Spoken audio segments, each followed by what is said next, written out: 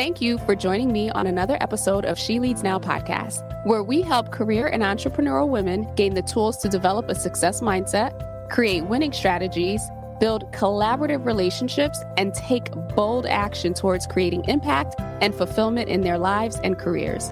I'm your host, Sabine Gideon, and I'm on a mission to awaken and activate women and emerging leaders so they can tap into their innate leadership ability, elevate their influence, and create the impact they were destined to make. If you're ready to up-level your confidence, courage, and influence, you've come to the right place. Join me weekly for insights, strategies, and resources to help you grow, develop, and embody the leader you were meant to be, so that you can make the impact you know you are called to make and establish the legacy you've always dreamed.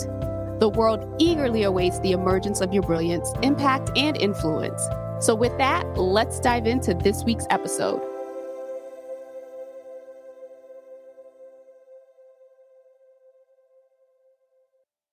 Hello and welcome to another episode of She Leads Now. I'm your host, Sabine Gideon. So today I have another amazing female powerhouse, Tamara Kegler. Tamara is an experienced human resource and talent acquisition professional.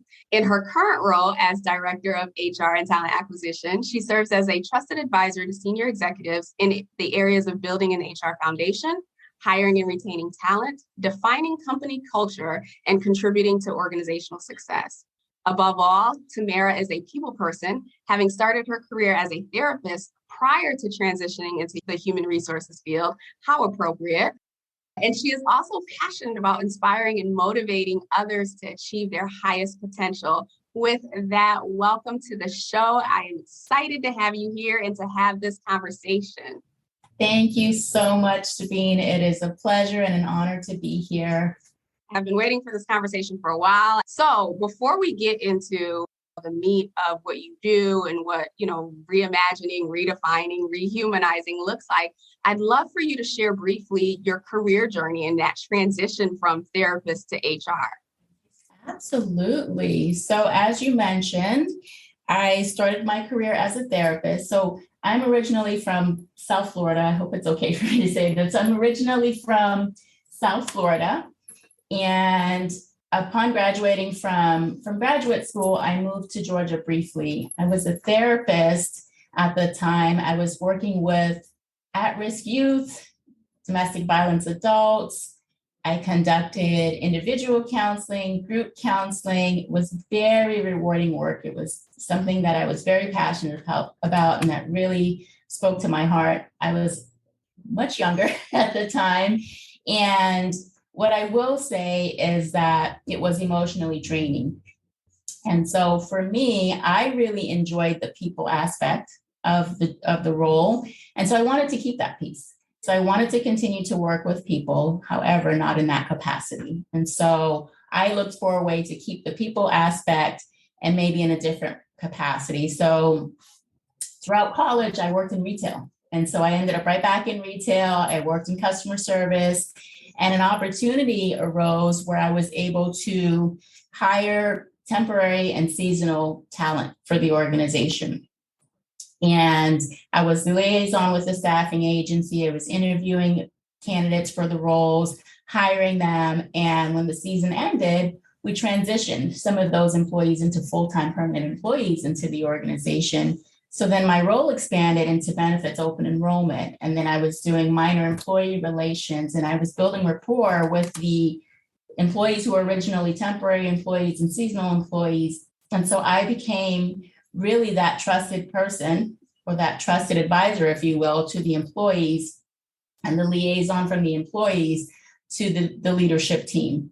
And at the time, I had no idea that I was branching into human resources, but I really enjoyed it. And so that was my transition into HR. And I was in Georgia at the time, in the Atlanta area, and I just never looked back. So I was in Georgia for roughly 6 years, and I met my husband there, and we got married. And then we moved to San Diego, which is where his company was. He was actually contracted in Georgia.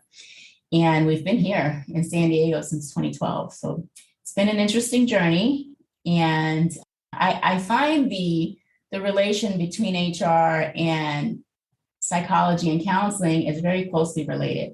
because HR has so many different elements as well. Employee relations being one that's very strongly related to counseling and psychology, because it's really about understanding the employee and understanding the concern and really being able to overcome whatever the challenge is there. Absolutely. Now, we were talking about this earlier around the hybrid and the remote work model. And the truth of the matter is, like right now, or at least for the last couple of years, it's been such a huge thing. And even now we have this battle of organizations. Do we go back in? Do we do hybrid? Do we do whatever? And what I feel like is a narrative that isn't being shared as much is that HR has actually been pushing for this well before the pandemic, right? It's always Absolutely at the forefront of conversations, yet there was a lot of resistance to this. Mm-hmm. And now as organizations and executives and C-suite leaders are making the decision to go back into the office, people are looking at HR like, have you not heard us? Have you not listened to anything? And I just want to take a moment to really dive a little deeper into that has always been a conversation on the table. While it's easy to point the finger at, we used to call HR the redheaded stepchild, especially recruiting, this is not new. This is not new to this is not new to the function. So just in general, not necessarily what's happening in your organization, but what are some of your thoughts around how to help your C-suite decision makers, if you will, get to the place where they can support and they can get behind this notion of everybody doesn't have to be in the office, and this notion of like FaceTime is somehow equivalent to someone's performance? Yeah, and that's a really great question, because one of the things that we've noticed with the hybrid model is that we didn't lose production with employees working remotely several days per week. And it provides employees with a flexibility that employees typically didn't have. So if you're in the office from 8 a.m. to 5 p.m. and you have childcare needs, right? You have that challenge in where you can't take care of that need. Whereas if you're remote or working in a hybrid capacity, you can do so. If it means that you're taking 30 minutes to take care of your childcare needs or whatever the need may be, you have that flexibility to be able to do so, and you can come right back and get right back into your role and your function and complete your responsibilities and your tasks. So I feel as though this hybrid remote model has really created flexibility for employees, and businesses really haven't lost the productivity that was the original thought. So where the senior leaders originally thought, if we have employees who are working from home, we have no idea what they're doing. In turn, employees were actually more productive and we're getting more things done, right? Because they also had a sense of solace, where in some cases, it's great to have the water cooler conversations, right? Here and there. But in other cases, working remotely or in a hybrid capacity really provides a sense of solace to where the employee does have that extra time to complete an additional task or additional responsibilities. And they're not having those 15-minute conversations throughout the day. And it's adding an extra hour or so to their day where they're more productive or they're operating more efficiently. So it's really open. Again, I go back to it really opening the eyes of the C-suite, because if we've never tried it, right, we would never know. And unfortunately, it took something as tragic and as harsh as the pandemic for that realization to come about. And it was across the U.S. at least, for sure. And I'm sure other countries have seen the impact as well. And so it really created a shift to, I feel it's created a cultural shift, or workforce cultural shift, in that a lot of companies are seeing things much differently than we saw things previously, because we were locked into this mindset of a 9 to 5, working in person, working in an office environment. And just to take it a step further, at the start of the pandemic, when people did begin working remotely, companies began selling their office space, right? Because then they realized that they didn't need these large buildings. If employees were able to work from home, then they no longer needed the space. So it's created a lot of shifts, I will say that. But I find that there was silver lining there as well. Yeah, And let's be real, right? Even if you were in the office 8 to 5, no one was working 8 to 5, right? Like Sure. between moving to meetings, to your point, the water cooler conversations and the, hey, you got a minute, or let me catch up on what you did over the weekend, right? Like when we think Exactly. about holistically how much time people actually spent doing work, it, it doesn't even compare to when you're home and you're focused and you don't have any distractions and you don't have anyone knocking on the door randomly with those you gotta minutes. I will never I will never forget the you gotta minutes that turned into 45-minute conversations. And so as what we're seeing here is a lot of these decision makers, to your point, right? They had never done it before. So as human beings, when we've never done anything before, like we resist change. And there's this mindset of like, what if it doesn't work, right? And so we were forced to see that it does work. But now what we're seeing is a lot of leaders, key decision makers, reverting back. And while there's a lot of bashing towards them, the truth is there's really a level of fear because now we can't go back to 2019, right? Sure. We definitely don't want to be in 2020 and 2021 again. So the question then becomes, well, who are we now? How do we create that foundation? And it's just human behavior. Our subconscious mind takes us back to the pattern that was familiar, the pattern that was comfortable. And so I feel like there is a work that HR has to do. They already had a lot on their plate, right, with the employees, but now there's a lot of psychological mindset work that needs to be done with these leaders to get them to a place to see life differently. And so no small feat there. I'm sure your training has prepared you to have those conversations and to maybe hold that mirror up every now and then and say, well, what are you really afraid of? What are you really concerned about? What is that underlying fear that makes you feel this way? And then also leveraging that with the employees who kind of want it's an employee's world today, as you mentioned, right? Absolutely. They want what they want right now.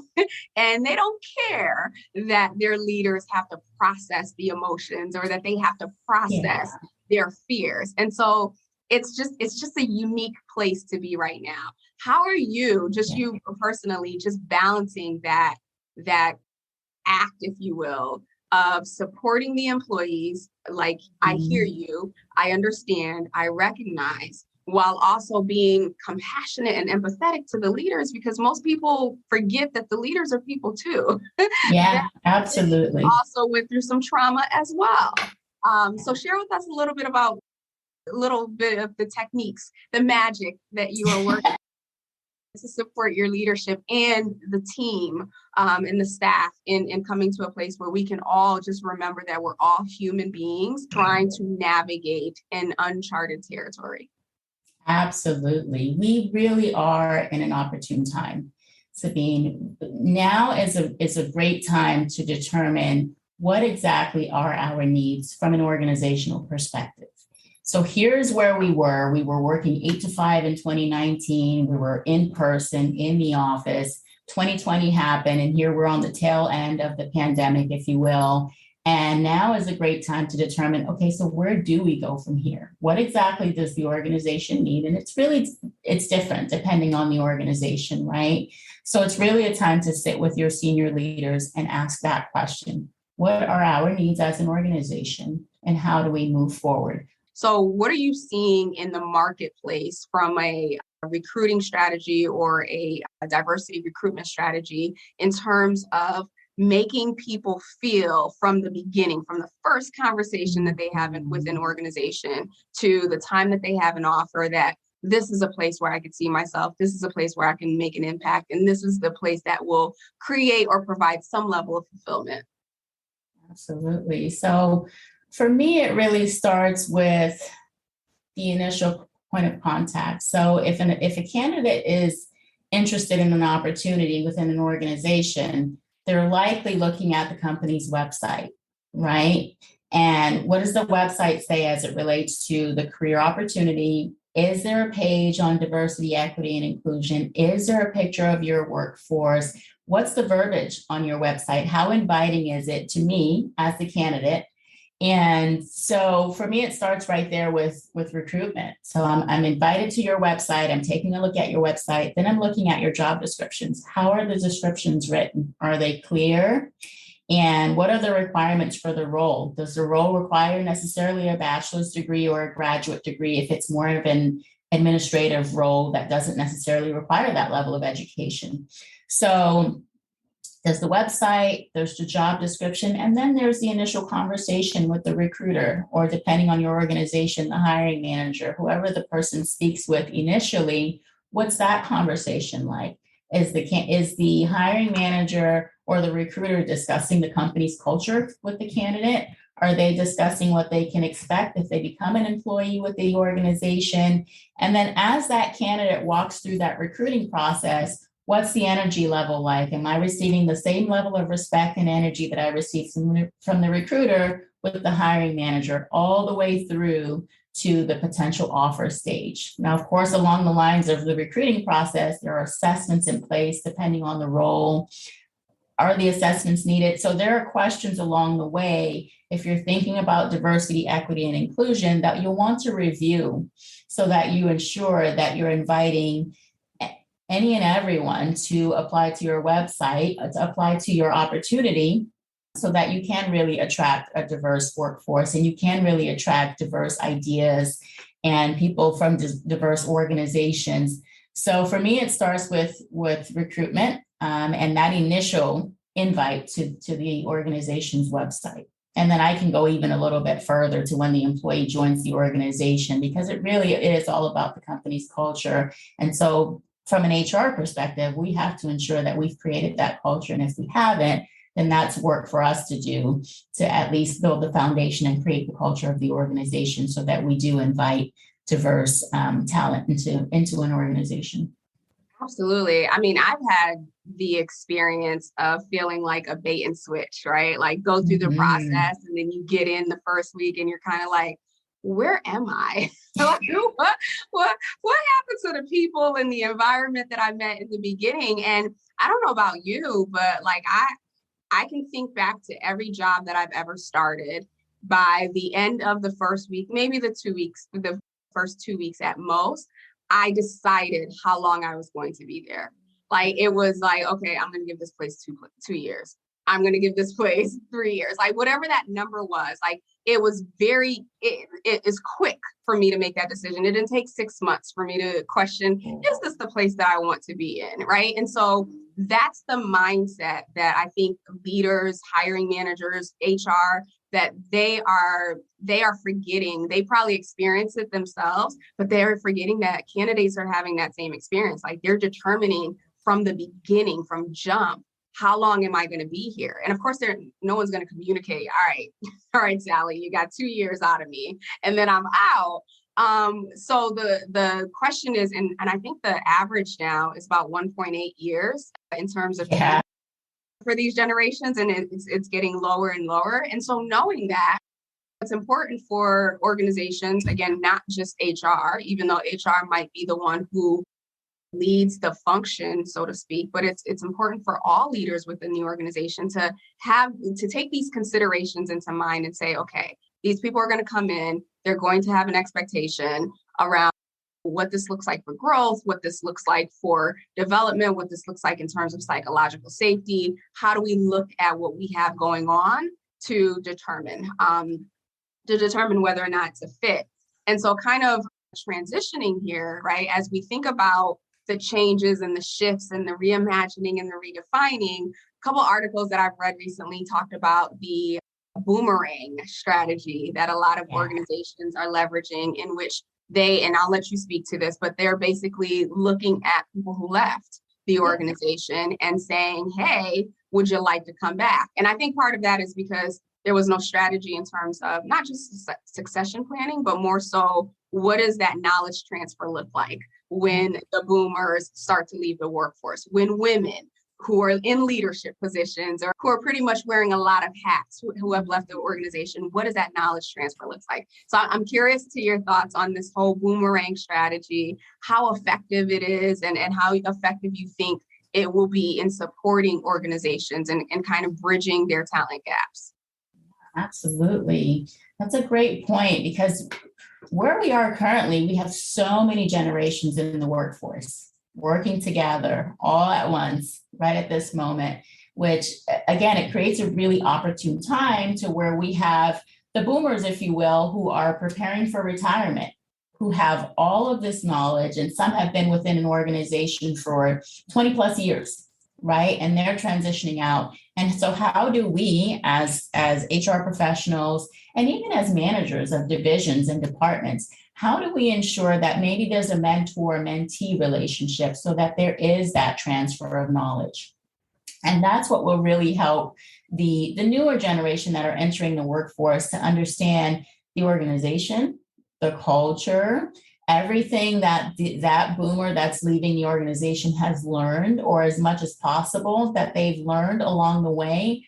Part of your learning when you're within an organization, of course, it's learned throughout your education, but really it's hands-on because every organization operates differently. So you come into the organization and you're starting to actually do the work, right? You have the foundational knowledge from schooling, but then you come into the organization and you're actually starting to do the work. So it really helps to have a mentor with someone who's been within the organization for some time. It can really transfer that knowledge to you. When the candidate is having that initial discussion with the recruiter or the hiring manager and really feels that energy and feels like this is the place for them, we want to ensure that that momentum remains. But as the recruiter or the hiring manager, we also want to be very transparent and honest with the candidate. So if a candidate is coming from a larger organization, 1,500, 3,000 employees, and they're joining maybe a smaller organization that has roughly 200 to 500 employees, it really helps for the hiring manager and for the recruiter to understand that the candidate will have a certain level of expectation when joining the organization. If they're used to structure and process and procedure, that's what they're expecting when they join the new organization. So being able to understand that and really determine, is this the candidate that will fit within our organization and in our culture, considering where they're coming from? Or will they get here, and if we don't have as much structure and foundation, will they struggle, right? And it's not to say that the person is not a good fit for the organization, but they just come from a different organization and they're used to a different level of professionalism. And so all of that plays a role in the initial discussions and determining if both this will be a good fit for the candidate or if this will be a good fit for the organization. So we have to keep that in mind as well when we're recruiting new talent within an organization. Absolutely. So with that, I wanted to transition into our Blitz session here. As you're thinking about leadership and you're thinking about, all right, the leaders that you've worked with, the leaders that you're currently working with, what it takes to be effective as a leader today and what it will require to be effective as a leader in the coming year or the future of work, so to speak. How are you defining or redefining your own leadership style and or philosophy? I work with an amazing team, and that's one of the things that I've been blessed with is the organizations that I've worked with. Because I have that psych background, I am just drawn to people. And so that's usually what keeps me within an organization is the teams that I work with. So I work with an amazing team currently. I define myself as a supportive leader. I like to identify my team members' strengths, right? And then allow them to use those strengths to shine. And if there are any opportunities, work with those opportunities to improve them. But really, I feel that everyone has an innate gift. And so my goal is always finding that innate gift and allowing that gift to really shine in the capacity or in the area that that person is working in. I like to support both personal and professional growth. Again, because I like to motivate and inspire people, not solely within the work realm, but also personally, right? Because we have lives at work. We also have lives outside of work. And so if I can motivate and inspire someone to be their best selves, they're doing that within the workplace, and they're doing that also when they leave the workplace. Absolutely. Absolutely. So when it comes to you looking back over your life in general and everything that you've experienced, everything that you've witnessed, if you could go back to a younger version of yourself and give her some key quality advice, what would that be?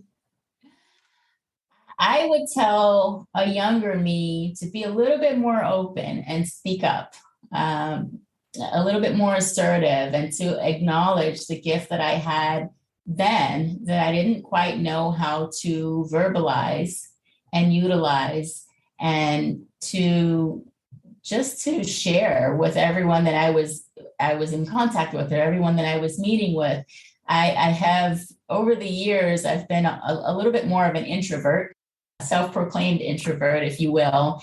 And I mentioned that I'm from South Florida and I moved to Georgia. And it was moving to Georgia that really helped me to blossom, if you will. And I began attending like networking events. And that's really where I began pulling me outside of myself, right? And becoming really that open person and sharing my background, my experience, and really opening myself up to the world to see what else was out there.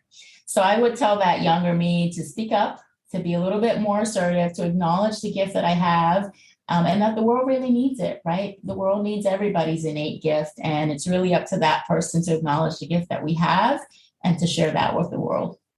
Well, thank you for sharing that. As you think about just longer term, right? Thinking into the future here, ideally, what legacy are you building today, and what stories do you want to be able to tell or share with your family years and years and years from now?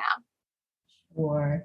So when I began my career, just fresh out of college, I had big, lofty goals of changing the world, right? That was my thought. And then, of course, over time, experience and maturity teaches us a little bit differently, right? That accomplishing a goal is really a journey. It happens over time. It happens with every encounter. It's learned experiences. And so I'm really on this journey, and I'm really telling my story along the way. I have younger nieces and nephews that I consider myself a role model to. And so I like to, my hope is that the way that I'm leading and living my life serves as an example to them, and I serve as a role model to them. So I really want to be remembered as a person who really had that listening ear. It's very hard for people to just stop and listen these days. I feel a lot of times people are ready to interrupt or ready to share their part of a story or ready to share their information. So I really want to be remembered as that person who listens, who understands others, who really looks beyond the surface and sees people for who they are, right? And of course, the ultimate goal is just to leave the world a little bit better than I found it. Yes, I love that. One last question, or two more questions. Is there a book that has been foundational for you or impactful for you as you've transitioned throughout life or your career? Sure. So I actually have two really good books that I read recently. One is a book by Shonda Rhimes. She wrote a book called Year of Yes. And I mentioned that I was a little bit more of an introvert several years ago. And interestingly enough, and to my surprise, when I read her book, this is exactly what she said about herself. She spoke about being an introvert. It was amazing, because here she is, this amazing showrunner, this amazing writer. And it turned out that she was writing these characters in these roles, and they turned out to be a piece of the person that she really wanted to be, right? So this is kind of how she pulled herself out of herself and out of that introvert state, if you will. So I felt like the book really spoke to me. And though it may not be necessarily a business book, it really just spoke to me personally, and it really helped me to be a better person personally and professionally. And then the second book that I read that really spoke to me was Unapologetically Ambitious, and that's by Shelley Archambault. And this book really spoke to my level of ambition. So I tend to be that person who really challenges herself in both aspects of my life, personally and professionally. So throughout college and in my quest to climb the corporate ladder, I was met with scrutiny from peers, from people that I knew, from people that I dated, and even my family. At my level of ambition. It was like, slow down. You don't necessarily have to meet that goal. You don't have to go that fast. You don't have to have these big lofty goals, right? But it was just something that I really prided myself on was setting goals and accomplishing them. And so this book really gave me comfort in knowing that I'm not the only one. I mean, if you read Shelley's book, she set her mind on a goal in like high school, and she worked to accomplish that goal. She became a CEO at like the age of 40, and she turned this company around and just was able to do amazing things in her professional career. And so I just thought it was an amazing book, and that book really spoke to my level of ambition as a professional woman. Awesome. Thank you. So we have Year of Yes and Unapologetically Ambitious. I will definitely link those to the show notes down below so that the listeners can grab their copy on Amazon or wherever they shop for their books and Audible. So last question for you, Tamara, as listeners are listening in or tuning into this particular episode and they're like, oh my gosh, I want to connect with her. Where can they find you? Where can they connect with you? Where do you hang out? Usually on LinkedIn. So you can find me on LinkedIn, Tamara Kegler. My maiden name is there as well, Verna. So Tamara Verna Kegler. I use social media, Facebook, Instagram, more so to communicate with my nieces and nephews. So I am also on Facebook and Instagram as other social channels. But if you're looking to connect with me professionally, feel free to connect with me on LinkedIn. If you're looking more so to see my hobbies, one of the things that I didn't mention, Sabine, is that I'm a runner. I'm an avid runner. And so I run half marathons for fun. So if you're looking to see that journey, you can connect with me on Instagram at SD Mind Muscle, SD San Diego Mind Muscle. Awesome. Thank you. We'll be sure to include the LinkedIn links as well as your running, because man, marathons, bless you. With that, Tamara, thank you so much for coming on. I sincerely enjoyed this conversation. Thank you for your work and your dedication and your sincere appreciation for people and meeting them where they are and supporting them and uplifting them to be better. So really, really appreciate that. For the audience, I will be back next week with another amazing female. Please be sure to tune in. Again, Tamara's contact information is located in the show notes. So connect with her, let her know that you have heard her on the She Leads Now podcast and want to connect with her. With that, we will chat next week. Have a great rest of the day. Take care. Thank you. Thank you for tuning in to another episode of She Leads Now. If you found today's episode helpful or got a piece of insight that you plan to implement in your business or organization, I would love to hear from you. Connect with me on LinkedIn at Sabine Gideon, that's my handle, and send me a private message. Or feel free to go ahead and leave a review on either Apple or Spotify. I also invite you to share this episode with anyone in your network who you think might benefit from this content. Lastly, be sure to check the show notes and the description below for links to resources, including relevant downloads, articles, and any upcoming training. Until we chat again, have a blessed and powerful week.